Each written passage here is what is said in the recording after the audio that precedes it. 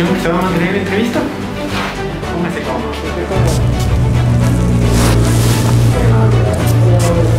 Ya. Sí, sí.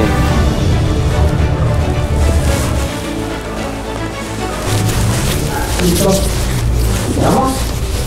Bueno. Muy buenas noches, asambleísta, ¿qué tal? Bienvenido a Radio Periférica. Para nosotros es un privilegio que nos acompañe en estas jornadas de voto informado que estamos haciendo desde la radio, justamente para que brindar un diálogo, una conexión, un puente a la ciudadanía con los candidatos. Previamente a esta entrevista hemos hecho saber a la comunidad que nos ha enviado algunas preguntas que se las vamos a transmitir también. Este espacio, que se llama Pregunta al Candidato, es un espacio que nos permite informar a la comunidad, como te comentaba. Lo que esperamos que esto sea un ida y vuelta, que haya una retroalimentación de las preguntas de nuestros seguidores y principalmente conocer cuál ha sido su trayectoria y cuáles son sus propuestas para la curul que está participando. Sin más preámbulo, por favor, cuéntenos quién es Luis Pachala y cómo empezó su vida política. Buenas noches a Radio Periférica. Saludos Felipe, saludos William. Qué gusto estar aquí en Atucucho. Bueno, estamos casi cerca al cielo, ¿no? Bueno, Luis Pachala es de la provincia de Bolívar, de la tierra del pájaro azul, Guaranda. Saludo a mis guarandeños, a mis bolivarenses que están en todas las partes del Ecuador y en el mundo entero. Como político me inicié pues prácticamente en el año 2000.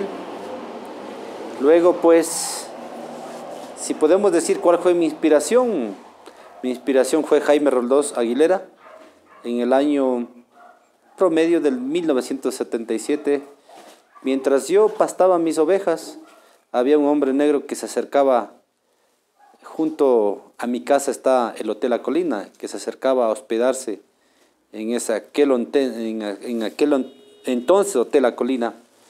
Y por lo tanto, pues ahí no sabía quién me marcó y solo me dijo un hombre negro, de vestido negro, me dijo, oye, ¿qué haces? Digo, aquí con mis ovejas. Entonces me marcó y solo me dijo este joven de negro que debo estudiar. Que debo estudiar. A más de lo que haces, pero tienes que estudiar. Y eso me inspiró y después de 2 años que murió, supe que era el señor Jaime Roldós Aguilera, porque no lo sabía quién era. Entonces de ahí pues, por supuesto, cumplí lo que siempre me dijo él, estudiar. Estudié la secundaria, luego pues 3 títulos universitarios. Soy economista, licenciado en Ciencia de la Educación y magíster en Administración de Empresas. Pero los títulos nacen en la persona. Eso es solamente un referente, que hay que tenerlo, pero hay que ejercerla como se debe. Ya en política, pues, inicié en el 2000 como dirigente de los pueblos indígenas. Luego, pues, fui asesor presidencial de Lucio Gutiérrez, subsecretario, ministro de Bienestar Social, viceministro de Agricultura, ministro de Agricultura, encargado. El gobierno de Lucio Gutiérrez. Sí, encargado, luego diputado de la República, luego candidato a la alcaldía del Cantón Guaranda, lo perdí por 1000 votos. Luego, pues, consejero del Quinto Poder del Estado. Luego fundé un nuevo movimiento propio movimiento, propia casa, Ciari Lista 100 en la provincia de Bolívar, de la cual yo soy fundador.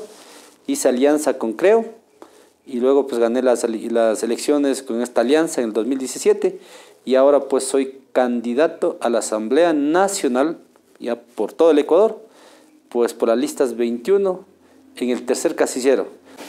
Asambleísta, buenas noches, gracias por estar en nuestra radio. Bueno, yo quiero preguntarle a usted, ¿qué le motivó a la reelección? Sabiendo que tenemos una asamblea con el apoyo más bajo de toda la historia, un 2%. Entonces, ¿cómo le interesó seguir en la asamblea en ese sentido, no? Bueno, para uno estar en política, vienen las cosas, uno porque uno se busca un camino, el otro porque le propone. Yo puedo decir Que primero en el 2017 para ser asambleísta no me lo imaginé yo estar de candidato a la Asamblea Nacional por mi provincia. Honestamente, yo quise ser prefecto de la provincia de Bolívar. Pero, en vista de las circunstancias y la coyuntura, al haber fundado un nuevo movimiento propio y queríamos tener una curul asegurado, entonces fue, en este caso, las bases del movimiento quien, pues, solicitaron que de manera exclusiva lidere la papeleta de la candidatura a nivel nacional, a nivel provincial en el 2017. ¿En el 2017 todavía no estaba la alianza con Creo o ya estaba? Ya luego de hacer la alianza, ¿no? Luego la alianza. Okay. Y lo mismo sucedió aquí, en el 2021. No estaba en mis proyecciones de ser asambleísta nuevamente, porque ustedes sabrán, queridos amigos de Atucucho y quienes escuchan esta radio hermosa, radio periférica, ustedes saben que la vida de ser asambleísta es comprendida e incomprendida. Y la palabra mala dice tanta puteada, tanta criticada, ¿para qué estar nuevamente? Entonces, hay que también cumplir un tiempo, ¿no? La política no es para estar toda la vida. Toda la vida. Sin embargo, pues dentro de las organizaciones políticas y dentro también de muchos ciudadanos reconocen este tesón, esta fuerza, esta firmeza de tomar decisiones. Yo sé tomar decisiones. Yo ya no soy guagua. En la vida hay que saber arriesgarse. Entonces, no estaba en mis planes nuevamente ir a la Asamblea Nacional. Quería simplemente cumplir mi rol, ya hasta mayo. Y cuando pues, viene el líder de la organización política, Guillermo, y dice claramente, Lucho, quiero que me acompañes nuevamente. Tú tienes experiencia, tú has tomado decisiones, tú eres una persona de confianza y necesitamos que sigas liderando los procesos electorales. Nos acaban de quitar los subsidios al petróleo de un país petrolero en medio de la pandemia de una manera muy solapada. Recordemos que el pueblo ya se expresó en octubre del 2019 cuando se derogó el decreto 883 que iba a tener un impacto directo al bolsillo de todos los ecuatorianos. Querido Felipe, la economía no se maneja con derecha, ni izquierda, ni centro. La economía se maneja con responsabilidad. Le voy a dar un dato para que usted esté consciente de lo que... y eso puede preguntarle al Banco Central, al Ministerio de Finanzas y a todos los economistas. De izquierda, centro y derecha. No me pregunte a mí. Y si quiere, créame, si no, no me crea. Hasta el 2006, nosotros tuvimos una deuda de 13.000 millones de dólares. Terminó el 2016, 57.000 millones de dólares de deuda. Déficit fiscal. Déficit fiscal. Por supuesto, ahí está, porque Correa y Moreno son la misma cosa. Por favor. Y la herencia, ¿quién le puso de presidente a Correa? Pero a Moreno. ¿Quién desde Bélgica, desde las Naciones Unidas le trajo? ¿Quién utilizó todo el aparato estatal para poner a Moreno de presidente? ¿Pero usted cree que hasta el final tenían ese acuerdo Moreno y Correa? Hasta el final, pues, si yo soy el testigo, yo era candidato, pues, utilizaban, yo en mi provincia, uno pobre sin nada y ellos, carros de gobernadores, carros de directores, mejor ni me haga hablar, porque tengo todo. Pero yo sí le puedo decir claramente, déficit fiscal, 0.6% de superávit hasta el 2006. 2016 termina el gobierno de Correa, 7.5% de déficit. Si quiero puedo mandar los datos con fuente Banco Central. Servicio a la deuda. Pagábamos nosotros hasta 2006 3.000 millones de dólares de servicio a la deuda cada año. 2016, 9.000 millones de dólares pagando cada año. Tercero, luego, gasto fiscal, 21% hasta 2006, 44% en el 2000. Yo creo que eso está fuera de discusión, porque yo creo que todos hemos sido testigos de los sobreprecios y del sobreendeudamiento que se ha dado en los últimos años al Estado de Ecuador. A ver, Juan, pero por favor, economista. El que maneja la economía, economista. Pues yo tengo que prever a futuro. Yo como papá, mi hijo, tienes que estudiar en la universidad, tiene para salud, tiene para comida. Yo tengo que tener al menos un fondito. Sí, yo soy presidente de la República y estoy teniendo bonanza de ingresos. Tenía que haber ahorrado. Vino la pandemia. nada previsto, jodidos. Vino el terremoto terremoto, digamos de allá, digamos de Manabí, de Esmeraldas, con todo el respeto. A meter la mano en los bolsillos para el tema, 2%. En estos momentos no se trata. Miren, ahí está el caso Pedernales, usted lo ha dicho. Porque con los 3.000 millones de dólares que se recaudó de los 2%, ¿por qué no construyeron luego el hospital? ¿Por qué esperaron que el mismo asambleísta, correísta, morenista, quién alababa a Correa? Miren, y eso es una muestra de lo que pasaba, por supuesto, de lo que pasaba. Si este rato estamos viviendo una desgracia económica, una crisis económica, es el arrastre de todos estos datos que le estoy diciendo. Necesitamos liquidez. Bonito es hablar.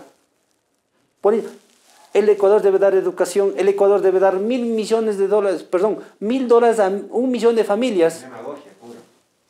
Si no tengo nada, te voy a dar, tenemos que dar, incluso sacar de los celulares, digamos, oro.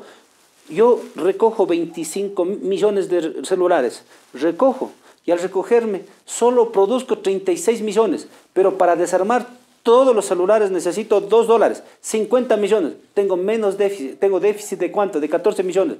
No me vengan a ofrecer cosas de no ofrecer. Pues. Ni en la vida no tenemos que ser mentirosos. En esas promesas demagógicas también no se enmarca las que hizo Guillermo Lasso de arreglar la economía del país en los primeros 100 minutos, o la última que acaba de decir que es generar 2 millones de empleos. Si en Ecuador vemos las condiciones que estamos. A ver, clarito. Clarito. Miren,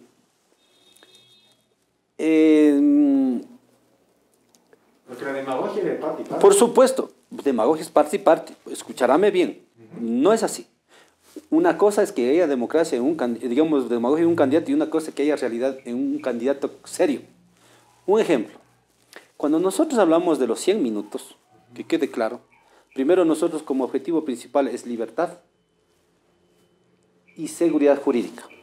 Si hay las dos cosas en el país, cuando hay libertad de expresión, y usted también debe reconocerlos, que este rato no hubiésemos estado hablando como antes hablaban, porque si no, usted sabe que eliminaron la Supercom. Fuimos nosotros, como creo, que eliminamos la Supercom. Y luego, recientemente, ¿qué hicimos? Aprobamos la reforma a la ley de comunicación. ¿Para qué? Para que la comunicación sea un derecho y no un servicio público. Tienen que reconocernos también, pues, la gente. Segundo, ahora, en los 100 minutos... No han hecho un reglamento para la ley de comunicación, que es una deuda pendiente. Nosotros no somos gobierno. Nosotros no tenemos un bloque de 40. Nosotros no tenemos. Usted conoce. Nosotros somos apenas 18 asambleístas. Pero usted hablemos dos cosas. A mí no me gusta irme por otro lado. Usted me preguntó dos cosas puntuales. En 100 minutos, cuando hablamos nosotros 100 minutos, estamos hablando de lo siguiente. Mire, necesitamos la ley de oportunidades laborales. Guillermo Lasso, el día de su posesión, irá con la ley. Señores asambleístas, yo quiero dar dinamismo al empleo juvenil. Aquí dejo la ley. Segundo, la ley reforma al Código Monetario. Señores, necesitamos dar independencia al Banco Central. Nadie toque la plata de los ahorristas en el Banco Central, porque solo existen los 3.000 millones, pero no es de la plata de nadie, ni del Estado, ni de los banqueros. Ese es de nosotros. Nadie toca. Independencia del Banco Central, independencia del IES, porque el Estado le debe 8.000 millones de dólares al IES desde el periodo anterior. Entonces, señores, hay que cuidar la plata de los afiliados. Vamos con la ley tributaria. Un segundito, le doy un puntito en eso, pero si es que no es una ley que depende del presidente o del ejecutivo, pero que tiene que pasar a la asamblea para ser aprobado, eso no es demagogia. No, espérese. Dejamos esa ley de la reforma. Segundo, con proyectos económicos urgentes. Luego la ley tributaria, por favor, de menos impuestos, de menos trámite. La reforma a la ley tributaria. Luego viene la ley de reforma a la ley de telecomunicaciones. ¿Para qué? El Internet sea de acceso universal. Para bajar todos los impuestos, al impuesto a los consumos especiales que usted paga por la computadora, por la cámara, que paga por los tablets, que paga por los celulares. Eliminar para que todos tengan acceso, porque ahorita el aula universitario, el aula secundario, el aula primario ya no es las 4 paredes, es eso. Hay que bajar impuestos del impuesto a la consumo, quitar el impuesto a los consumos especiales a la tecnología educativa. Y sobre eso, ¿qué más? Señores, muy bien, vamos a reformar la ley digamos, de educación superior. Hay 1 millón de jóvenes que no pueden estudiar. Entonces, señores, hay que permitir que las universidades sean digitales, que las aulas sean digitales, que las carreras sean digitales, así como yo puedo inscribirme en una universidad de España, universidad de Perú. Señores, entonces con eso cubro la demanda y pues despacito, por supuesto, eliminamos las pruebas de CENESID, ¿no? Despacito, y luego volvemos a las carreras técnicas, reformando la ley de educación intercultural, que vuelva a los bachilleratos técnicos. Como estamos en un país libre, el que quiere seguir estudiando bachillerato unificado lo sigue. Entonces, en los 100 minutos, lo que va a hacer, en vez de estar dando los discursos normales y corrientes, a veces ofendiendo al uno, ofendiendo al otro, ofendiendo al anterior gobierno, nosotros no vamos a mirar el pasado. Que el pasado se encuentre, que lo juzgue la justicia. Nosotros, mirando al futuro, Guillermo Lazo, el discurso será pragmático. Y en esos 100 días, en esos 100 minutos, por supuesto, dejará las leyes, tomará decisiones en lo que tiene que ver con sus decretos para enrumbar y cambiar el modelo estatista, el modelo controlador de un Estado, a un Estado regulador, a un Estado facilitador, cooperante, de alianza público y privada. Perfecto. ¿Y si es que no hay mayoría para eso? Miren, la Asamblea tiene que ser responsable. Por eso estamos trabajando justamente para que el pueblo, ya hemos vivido 14 años. ¿Y los 14 años en dónde estamos viviendo? ¿Cuál es la desgracia de estos 14 años? Creo que el pueblo tiene que respirar. Y estamos trabajando, por supuesto, yo vengo de muchos recorridos, para justamente que existan asambleístas del cambio, asambleístas proactivos, responsables, sinceros y con corazón, que vayan con esas ganas de levantar al país y no joder al país. De los 2 millones de los empleos. Continúe, por favor. Mire, si no hay seguridad jurídica, no hay inversiones. Yo soy un inversionista extranjero, miro cómo está el riesgo del país, miro cómo están las leyes, si aquí cada rato ponemos impuestos, si aquí cada rato cambia las leyes, ¿quién va a venir a invertir? Si aquí cada rato estamos peleando, seguridad jurídica. Entonces viene inversión extranjera. Cuando hay inversión extranjera, ¿qué viene? Empleo. Entonces, cuando nosotros, mire, tenemos en proyectos construir, hacer alianzas públicas privadas para construir 2.000 kilómetros de carretera, para que existan vías más cortas que se conecten entre las diferentes poblaciones. Con peajes. ¿Usted cree que si es que se generan oportunidades para el empleo, también no se estarían dando facilidades para el despido? No, para nada, porque nosotros somos respetuosos de los derechos ganados. Pero el joven sí puede estudiar y trabajar. El joven sí puede de una u otra manera ya emprender. El joven de una u otra manera sí necesita también incentivos del Estado. El joven necesita también oportunidades laborales. Entonces, para nada. Yo mismo soy parte de un tema. Yo estudiaba y trabajaba. En 1996, cuando había este trabajo por horas. Yo era parte. Yo que ganaba un promedio de, en ese tiempo, 500.000 sucres, sumado en lo que yo trabajaba. Yo estudiaba y trabajaba. Pero hoy tengo que bien estudiar o bien trabajar. Hay personas que no necesitan trabajar todo el tiempo, necesitan horas, necesitan tiempos necesarios. Pero eso no significa que por esas horas, a mí por esas horas me pagaban. ¿Seguro? ¿Sí? Me pagaban, era afiliado, me pagaban todos los derechos, lo correspondiente al 13º, lo 14º, lo proporcional. Por supuesto. Pero han sido las excepciones, porque la mayoría de casos no... No, eso depende de cómo usted... Al patrono hay que exigirle con la ley que respete los derechos laborales. No, simplemente no te contrato. No, ahora sí no te contrato. Porque hay rigidez. Ahora sí no te contrato. Porque tú me vas a exigir. Si te despido, hoy no hay cómo. Pero entonces, ojo, aquí nosotros tenemos que mirar realmente una ley muy pragmática en donde se dinamiza el empleo juvenil y se respete todos los derechos del trabajador y los derechos ganados. Pero se hablaba de trabajos, contratos a prueba en un periodo de 2 años, lo que ahora son de ahora son 3 meses. O sea, yo veo que sí hay una diferencia entre 3 meses, pero 2 años yo creo que también es irse al otro extremo. Sí, nosotros justamente tuvimos ese veto. Nosotros no aprobamos el tema de los 2 años por el tema exclusivo del tema de la pandemia. Quedó en 1 año. Eso es temporal, por supuesto, porque, a ver, usted es dueño de una lavadora, tiene 4 trabajadores. Antes lavaba usted 80 vehículos y ahora entran 10 vehículos. Usted tiene 4 trabajadores. ¿Qué es mejor? ¿Que usted converse entre los 4 o que usted le despida? Y después, para despedirle, usted tiene que vender todos los activos para despedirle. Se cerró la empresa, despido a 4. Tengo un caso concreto. Les estoy contando. Caso concreto. Tengo un vecino. Y el vecino me decía, asambleísta, por favor, ya he pagado el mes de abril como es debido, pero ya mayo no tengo. ¿Qué hago? Entonces nos gritaba a gritos. Digo, llega a un acuerdo, pero no hay ley. Tengo 2 cosas, solo 2 caminos. Una, vender todo y liquidar y cerrar. O 2, pues en este caso aplicar lo que ustedes han aprobado. Llegar a un acuerdo. Llegaron a un acuerdo por 3 meses. Nunca les dejó de pagar el seguro y lo que acordaron, con todo el respeto, Dios es tan bueno. La ley ayudó para que mientras llegan al acuerdo se mantengan al menos el trabajo y luego al final, hoy volvieron a tener, unos 80, pero sí están lavando 50, 60 vehículos. Volvieron a la normalidad, la empresa no se cerró, los trabajadores siguen.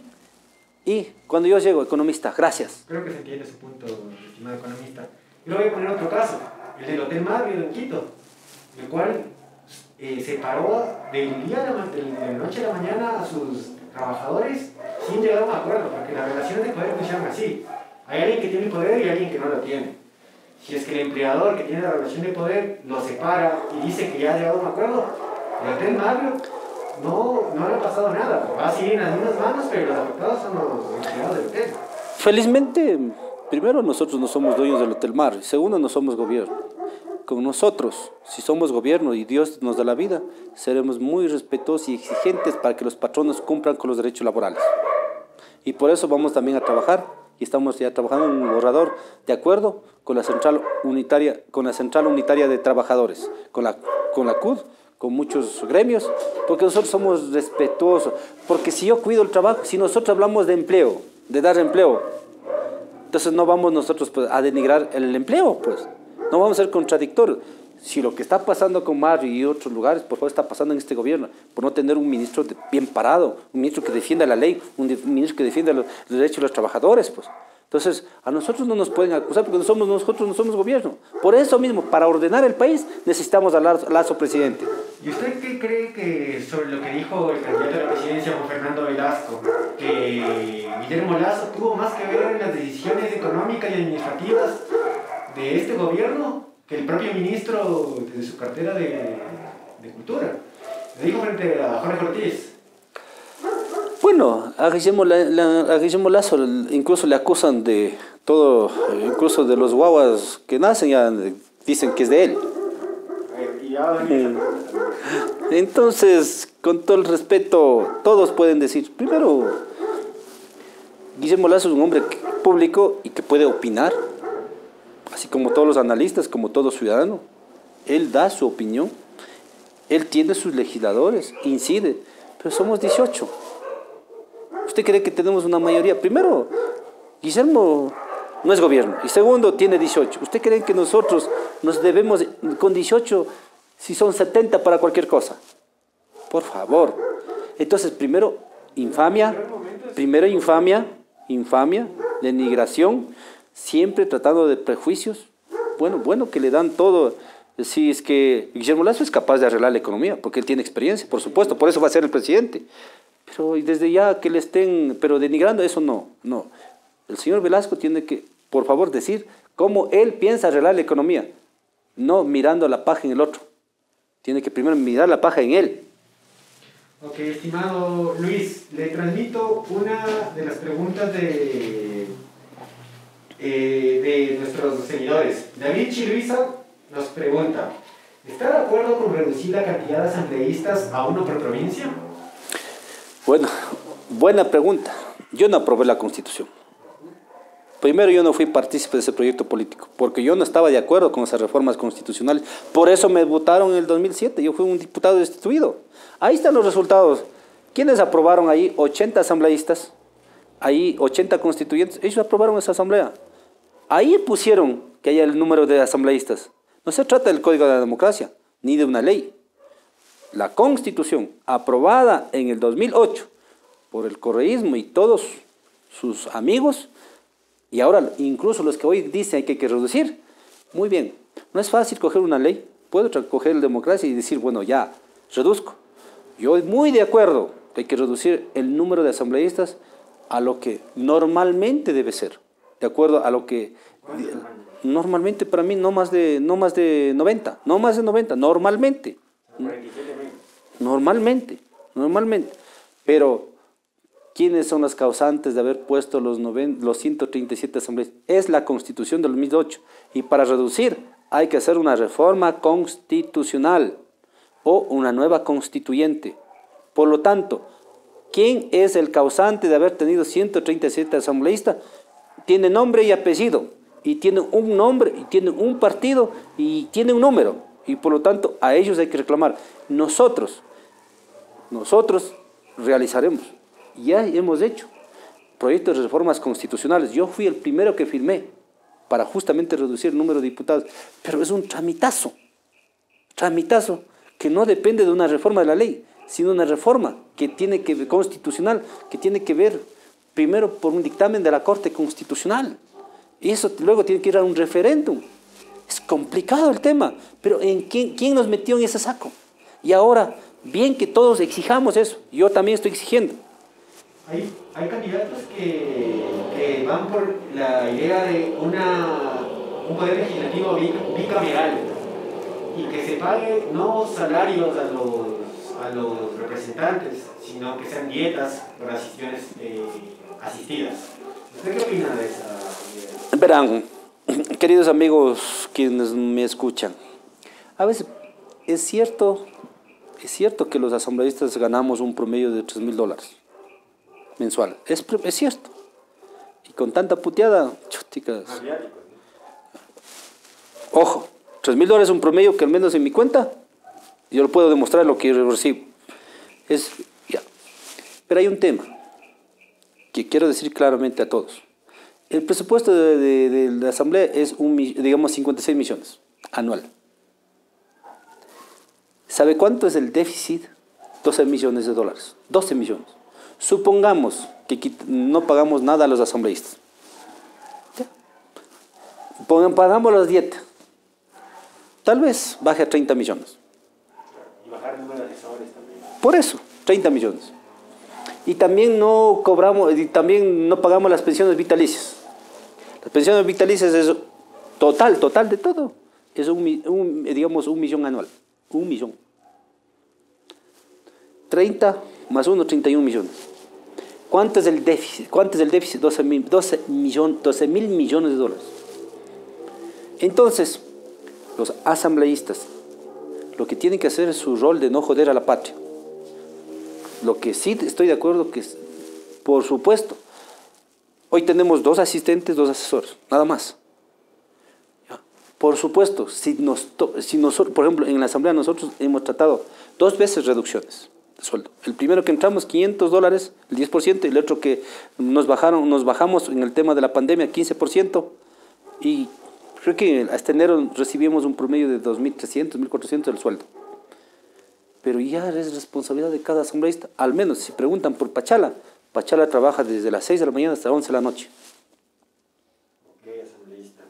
Yo invito para que justamente, para que vean en carne propia, invito a forjar líderes, a que se ganen la asamblea, las alcaldías, las prefecturas. Esta historia se cambia arriesgándose, haciendo que sus hijos estudien, haciendo que sus hijos estén en esta era, justamente para cambiar la política con esta virtud, esta ética de la política, prepararse para tomarse el poder. En ese sentido, creo que todos, a veces hacemos un comentario en las redes, a veces hacemos un comentario en las radios, o a veces comentamos en la familia, pero ¿por qué no se arriesgan a tomarse el poder? ¿Para que no vengan los mismos de siempre? Mire, justamente esa es una pregunta. ¿Usted qué opina sobre fomentar los nuevos liderazgos ahora que vemos que el electorado, la mayoría son menores de 30 años? ¿Cuál es su mensaje? Yo les digo una cosa, para estar donde uno está, no hay necesidad de tener buenos apellidos, o un color de piel blanco, o ser rubio, o tener edificios, o tener los millones de dólares. Solo necesitamos primero descubrir primero, vocación. ¿Y qué es la vocación? Vocación es un llamado, es una misión. Porque no puedo meterme a ser cura si mi vida está llamada a ser casado, y por eso tenemos malos curas. O mi vida está para cura y luego me caso y por eso estoy mal en un matrimonio. Entonces, quien se meta a la política, primero tiene que sentirse llamado aquí. Tiene que estar enamorado.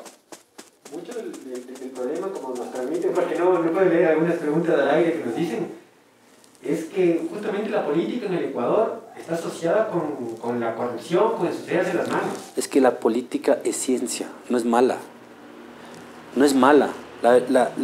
Mire, la política y la economía van a estar a la par. En países democráticos, donde no hay dictadura, deben existir primero las instituciones. Nosotros creemos solo en las 3 instituciones y tampoco fuimos partícipes. Qué bonito. Función de transparencia y control social y más corrupción. Usted fue miembro. Por eso, sí, miembro, pero era un voto, no era la mayoría. ¿Cómo no quise? Miren, función de transparencia, no es el Consejo de Participación y Control Social el que hace todo. Ojo, son 3 funciones del Consejo de Participación y Control Social. Nombrar autoridades. 2, promover la participación. Y 3, la lucha contra la corrupción. La lucha contra la corrupción es parte procesal. Yo, por ejemplo, el joven William le denuncia a usted y luego yo tengo que investigar 3 meses y luego yo tengo que decir sí. ¿Ha tenido razón? ¿No ha tenido razón? Le manda a la fiscalía. Todo un proceso burocrático. Complicadísimo. No puede investigar por oficio como consejero. Segundo, y si usted no es mayoría, simplemente ahí le guardan. Entonces, ojo. Entonces hay que ser muy claros. Yo estaba en Estados Unidos, en Canadá. Ellos tienen una instancia de lucha o de participación ciudadana, pero muy seria, muy responsable. No hay necesidad de ser función. Nosotros como proyecto, creo, ¿no? Nosotros somos muy serios, republicanos, demócratas, y creemos ¿en qué? En la República, en donde debe existir solo 3 funciones. Judicial, donde debe existir la función, la función judicial y la función legislativa. Sin embargo, ya está ahí la Constitución. Entonces, en ese sentido, yo creo que los jóvenes que me están viendo, primero que no se desmotiven, Por ejemplo, en la casa, si le veo a un papá, por circunstancias, alcohólico, no se desmotiven, es su papá. Hay que dar el valor y respeto. Qué mejor si usted ayuda, en este caso, a reformar al papá, pero es su papá. Entonces, de una u otra manera, ¿qué digo? En la política puede haber golpes. Asustan, decepcionan, molestan, desmotivan, ¿ya? Pero no lo sigan a ese señor como referente. Usted fórjese. Usted diga, no quisiera ver así la política. Me arriesgo. Descubra su vocación, su talento. Comience a hacer su trabajo social. Comience a estar en los territorios. Comience a ayudar a la gente. Y luego surja, concejal, junta parroquial, alcalde. Entre a un partido, funde un colectivo, funde una organización. Lidere procesos de cambio. Está en nuestras manos, pero para eso tiene que tener vocación primero. Y la vocación es sentirse realizado, convencido. Si no, pues es como un cura. Se hace cura ¿por qué? Porque hay una limosna. No, en la política no es un tema de hacerse asambleísta, de hacerse ministro o de ser porque hay un sueldo. No. Anteayer mi esposa decía, ¿cuánto pasas en casa? El hecho mismo de estar aquí, de venir desde Conocoto, yo salí más o menos a las 6 de la mañana, hasta ahora no llego a casa. He recibido a hermanos con personas con discapacidad, he recibido a taxistas, he recibido a jóvenes, he recibido a exgenerales, he recibido a muchos colectivos. Yo diré, no tengo plata para tal vez hacer una obra, pero sí puedo dar un mensaje de esperanza, porque usted sabe que Cristo vino a la tierra, con una palabra pudo transformar el mundo. Nosotros con una palabra podemos transformar corazones. Ok, estimado economista. Mire, hay muchas preguntas, pero creo que estoy en el deber de hacerle al menos dos más. En Argentina se acaba de aprobar una ley que defiende, bajo su perspectiva, la salud reproductiva de las mujeres, dándoles la posibilidad del aborto asistido hasta la semana 16. En Ecuador hubieron dos intentos de ley que en la asamblea que pasó, que fue justamente la del COIP y la de la salud, que recibió el veto presidencial. ¿Cuál es su posición y la del partido que representa sobre este derecho a la seguridad reproductiva de las mujeres? De frente y con seriedad, no al aborto. Eso sí que quede claro, sí al derecho a la vida. Nosotros defendimos en la asamblea y ganamos para que no se apruebe el aborto. Y la de la salud, de igual manera nos abstuvimos. Pues nosotros respetamos quienes piensan así. Nosotros, desde el instante mismo de la concepción, primero es un tema de principio. Y segundo es un tema constitucional. Y dice claramente en la Constitución que se respetará la vida desde el mismo momento de la concepción. Vida es vida. Yo no puedo jugarme con el indefenso. Lo que sí hay que proteger es a aquella mujer que fue violada, ¿sí? Lo que sí hay que proteger a ella y al niño. ¿Ya? El Estado debe intervenir desde los primeros instantes con asistencia psicológica, o sea, con asistencia social, de una u otra manera. Entonces, a mí me han hecho una pregunta, ¿y si su hija es violada? Bueno, si mi hija es violada, entonces yo soy muy claro. Tengo que protegerle como padre a ella. Tengo que protegerle también a ese ser, de quien sea. Pero yo tengo que cuidar las dos vidas. Yo. ¿Y qué mejor si viene un Estado? A ver, Luis, hija, ¿qué necesitas? Tratamiento psicológico. Ah, muy bien. Ahí están los hospitales, ahí están las clínicas, muy bien. Asistirle permanentemente.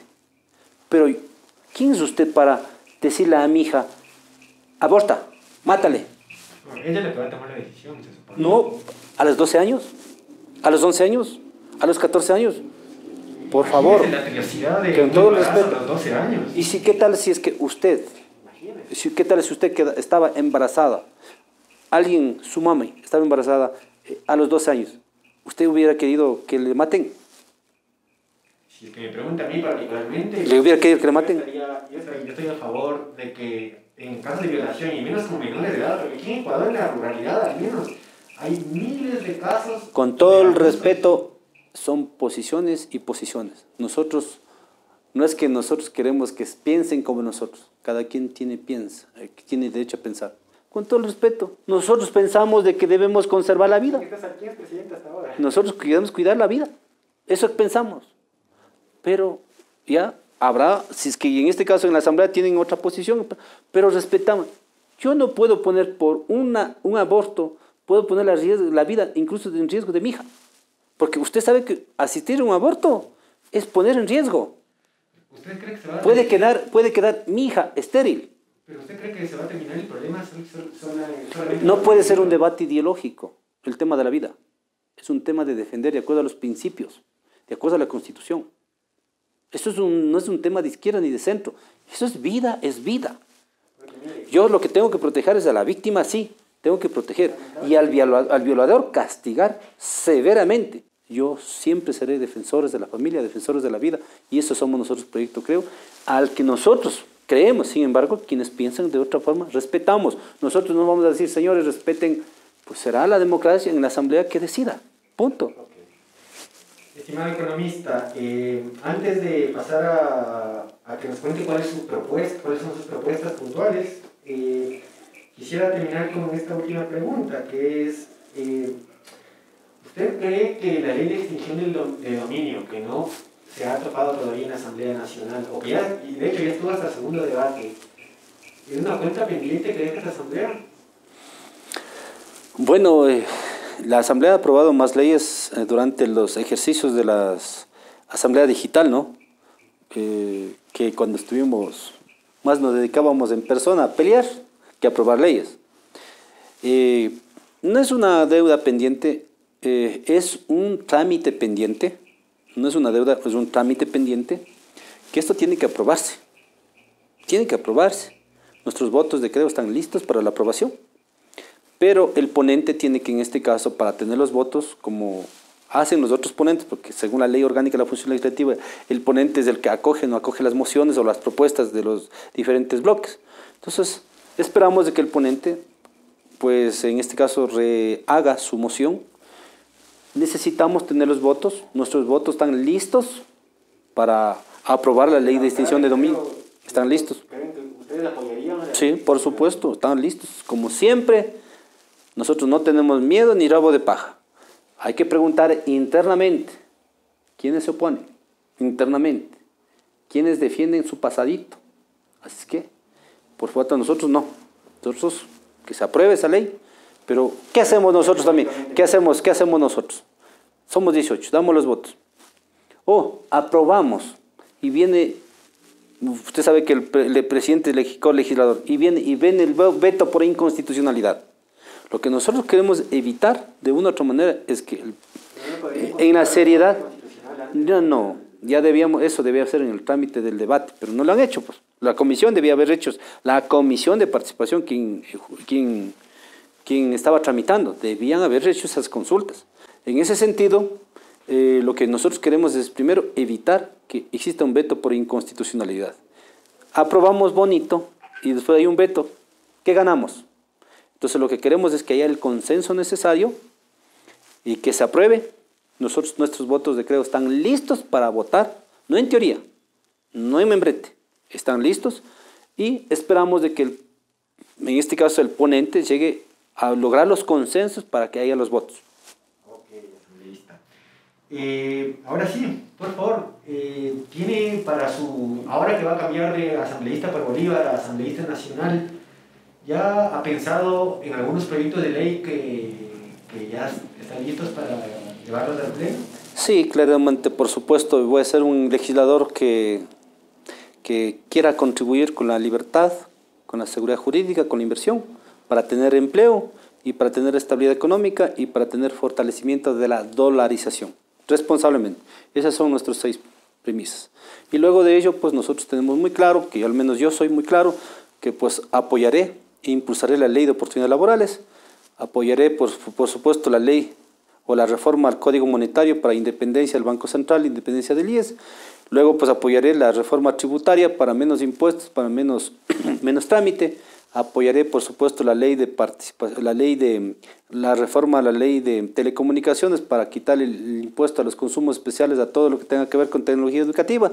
Apoyaré por supuesto, impulsaré la reforma a la ley de educación superior para quitar todo lo que tenga que ver con las pruebas de CENESID y también dar universidades digitales, carreras digitales y pues cubrir la demanda de los muchachos de 1 millón de estudiantes que no tienen acceso a las universidades y por otro lado pues de igual manera pues impulsaré lo que tiene que ver con la reforma a la ley de educación intercultural para volver a las carreras digitales, educación técnica, respeto y dignidad a los maestros, categorización a los maestros y por otro lado por supuesto también que se abran nuevamente las academias artesanales.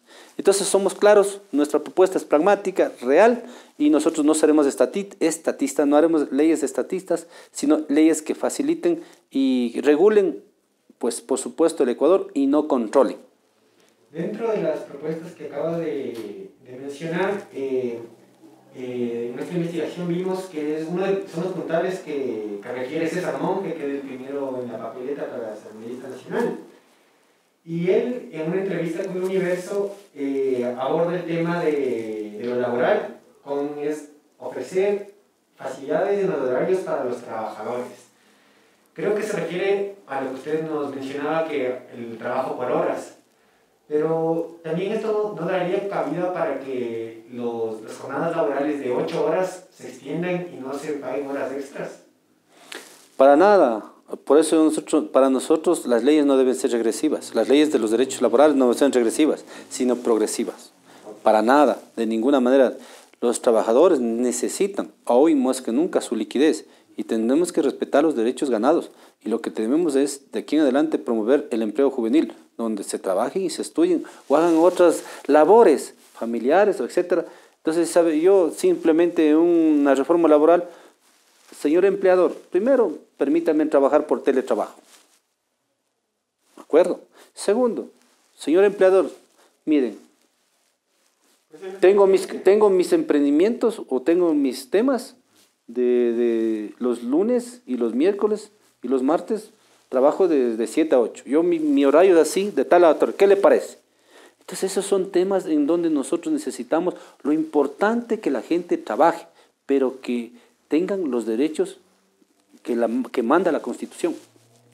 Ok, entonces nada de revisión de derechos. Nada, para nada. Incluso para los servidores públicos, que quede claro, nosotros seremos respetuosos a los servidores públicos de planta, pero aquellos que son coordinadores de los coordinadores, aquellos cargos de nivel jerárquico superior, donde a veces solamente es nombre, como existió el Ministerio del Buen Vivir. ¿Para qué existió? Lo necesario, pero los servidores de planta, los de carrera, respetaremos y no estaremos nosotros, vea, ese decreto 813. No sabes si es que eres de planta y no sabes hasta cuándo vas a trabajar. ¿Qué cosa de...? Esos son denigraciones laborales que ha habido, que te tienen por 2 años contratado. Por favor, cuando antes, en cambio, usted podía tranquilamente entrar a un concurso y participar y ganar y ser estable. Nosotros somos respetuosos a los derechos laborales. Necesitamos, si hablamos de empleo, incluye todo eso, estabilidad laboral. Creo que en el gobierno de Correa se aprobó el decreto 216, me parece que era la compra obligada de las renuncias. Aristóteles dice, pues lo evidente no tiene explicación. Estimado Luis, ya para cerrar esta entrevista, te pediría que le dé un mensaje a ese electorado que está al otro lado de la pantalla, que está viendo. Bueno, primero agradecerle a usted, Felipe, por las preguntas. Espero que haya sido, que mi corazón y mi mente haya hablado con la verdad. Y espero que Dios me haya guiado en mis respuestas y lo hago no porque busque un voto. Primero, ustedes son soberanos, son autónomos en su conciencia. Nosotros diremos, pero ustedes son los que deciden que honestamente necesitamos un cambio en un modelo económico, un cambio en un modelo político, un cambio en un modelo social. Necesitamos, por supuesto, más circulante, más dólares, más trabajo, más inversión, más dinamismo económico. Y para ello nosotros creemos de que el Ecuador debe estar en el mundo en el Ecuador. Nosotros creemos de que no debemos tener miedo a acuerdos de comerciales como de aquí hacia arriba, la Alianza del Pacífico, con gente que tenga dólares, de aquí hacia abajo con gente que tenga dólares el Prosur. No necesitamos acuerdos ideológicos, donde yo solamente espere, en este caso, una funda de comida racionalizado como en Cuba, o una funda de un bono con una tarjetita, pues lo que el Estado decide en mi vida. Yo tengo derecho a comer en libertad, tengo derecho a estudiar en libertad, a trabajar en libertad, a vivir en libertad. Y por lo tanto, este es el modelo, ustedes lo han escuchado, el modelo de Guillermo Lasso, clarito, sin miedo a las inversiones, sin miedo. Y por lo tanto profundizamos nosotros un cambio estructural. No queremos nosotros caer en odio ni pelea, somos respetuosos. Ustedes han visto las intervenciones de Guillermo, muy estadista, un hombre que genera confianza. No quisiéramos de que en un 24 de mayo del 2021, la primera obra de un gobierno X sea, en este caso, el indulto a Correa. Necesitamos ser pragmáticos, libres y soberanos. Necesitamos nosotros vivir en un país democrático y tener sobre todo empleo y circulante. Que Dios les pague. Queridos jóvenes, no tengan miedo a la política. Desde ya prepárense para que ustedes tomen los poderes. Nosotros somos del pasado. Ruego a Dios por su salud y ustedes oren por nosotros para tener mucha sabiduría. Un abrazo. Perfecto. Y finalmente, con esta cerramos. Como medio de comunicación comunitario, Radio Periférica está haciendo una campaña sobre el voto informado. ¿Usted qué recomendación les da a justamente este nuevo electorado para que no vaya a decidir en la papeleta por quién votar?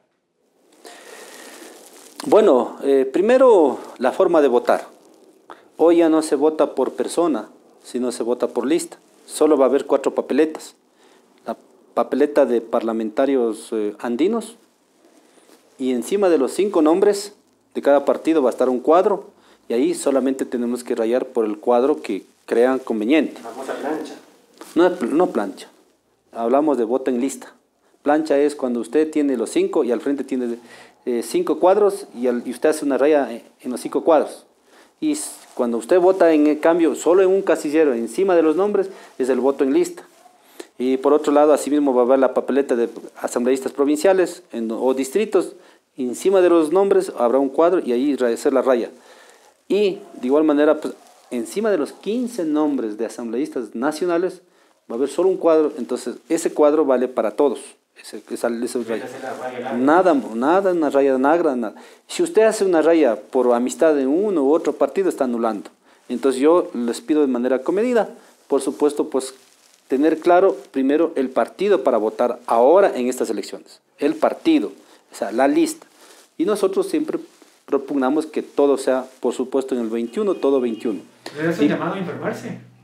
Y por otro lado, por supuesto, estoy pidiendo de manera comedida de que también nosotros tengamos todos los protocolos de bioseguridad cuando nosotros vayamos a la elección, irnos con la mascarilla, cada quien llevar un frasco de alcohol y también con los distanciamientos, pero tenemos que ir obligatoriamente a cumplir con nuestra democracia, con el país.